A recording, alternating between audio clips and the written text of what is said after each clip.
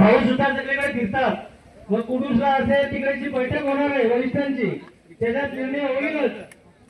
परंतु आता इथले जे अधिकारी आहेत त्यांना मी सांगू इच्छितो की या सुद्धा या मार्गावर जेवढे अपघात झालेले आहेत, आमची जी मुलं मेलेली आहेत, मायमावळे मेलेले आहेत, जेवढे आपण जर आकडा जर बघितला तर 32 लोकांचा अपघात झालेला आहे. फक्त पोलिसांची नोंद आहे. याच्या व्यतिरिक्त कितीतरी मेलेले आहेत. मग जे या रस्त्यावर तुमच्यावाले जे लोक मेलेले आहेत, जे ठेकेदार असतील, ज्यांनी जे कामाची मंजुरी दिली, ज्याच्यावर ज्याचं लक्ष ठेवायचं होतं, सुपरवायझर करायचं होतं, त्यांनी ते का केलं नाही?